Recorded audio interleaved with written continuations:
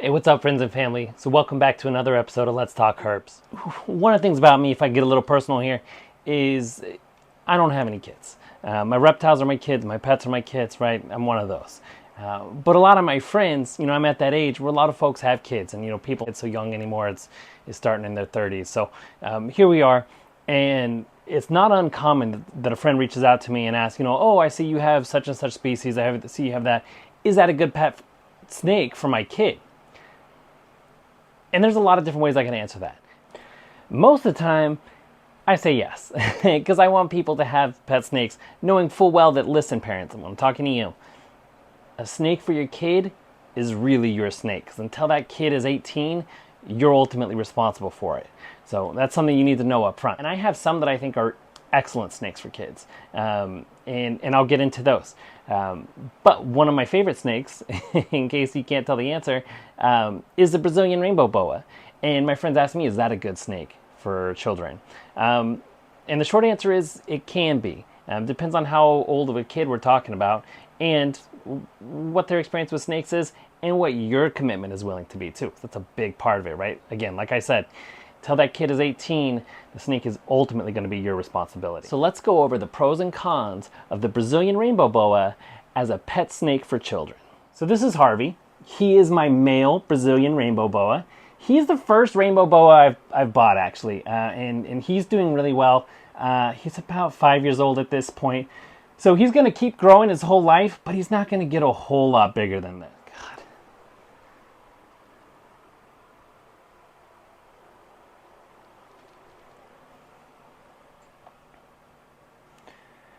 So you notice that iridescence, and you could probably see there's dirt falling off of him.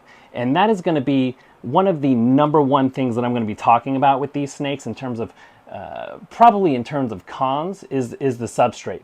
And not just the fact that they need substrate. All snakes need substrate. But Brazilian Rainbow Boas need really high humidity. So we're talking in the 80 to 100% range. And obviously the first thing you can tell about Brazilian Rainbow Boas, and it's one of the things that draw me to them, is they're incredibly good looking. I love these snakes. And I really hope that iridescence comes through on this camera. If not, I'm going to have to put in some B-roll footage or something like that. Because these guys have just such a beautiful rainbow iridescence to them that make them one of the most beautiful snakes you could have in captivity. And if you look at the size of the snake, he's not particularly big. So I put that on a pro, okay? Pro, he's not too big. However, on the con, he's extremely strong. So see the way he's holding on to me? These guys are actually closely related to anacondas. That's why I call them super dwarf red anacondas.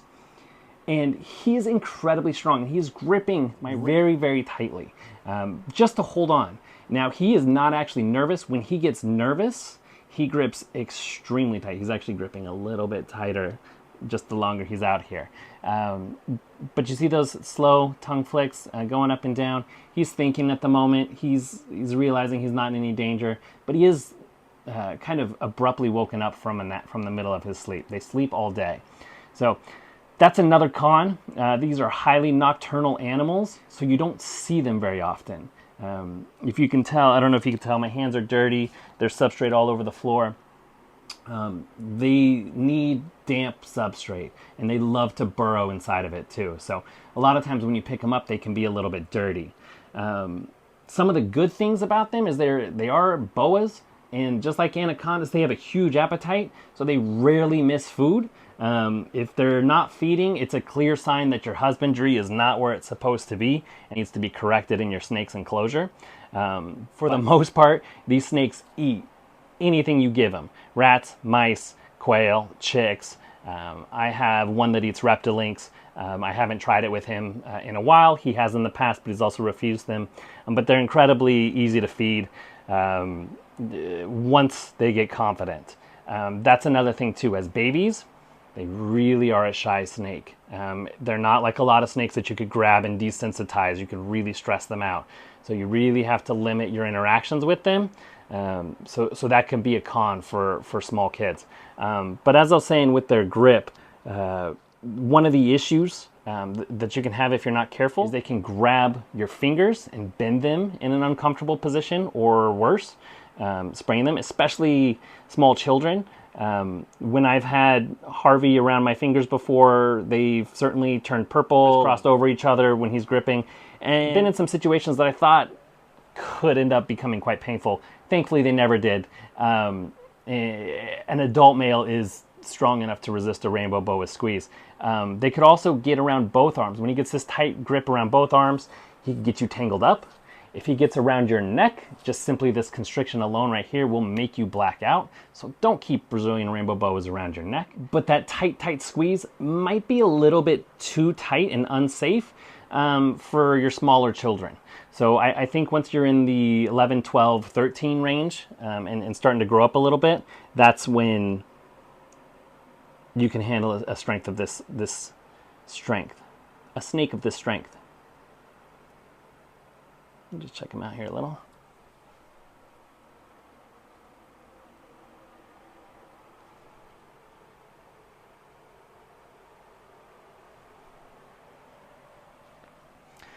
As you can see here too, he's not all over the place. When they're younger, they tend to be a little flighty and they want to get away. When they're older, they're a very calm, very mellow snake. So to some people that's a pro, to some people that's a con. But again, to me, I love just looking at them the way that they are. I love finding them in nature and just the wild type pattern. I don't need it to come in a lot of morphs.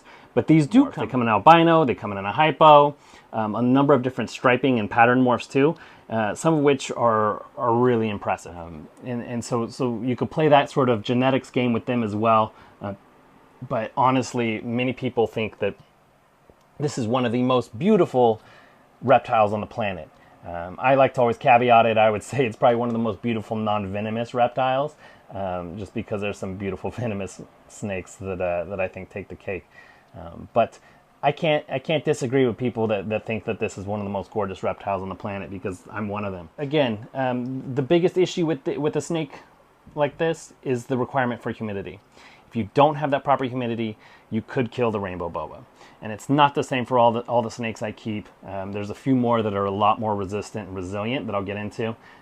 So that's why I'm starting off my series with the Brazilian boas, because as it is, I just think they're more of an intermediate level species and probably not the best pet snake for a kid. Unless you as the parents want to care for this and want your kids to grow them, they're perfectly fine under adult supervision.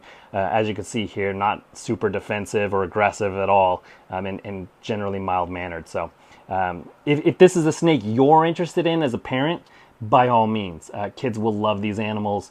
Getting them out is awesome to see.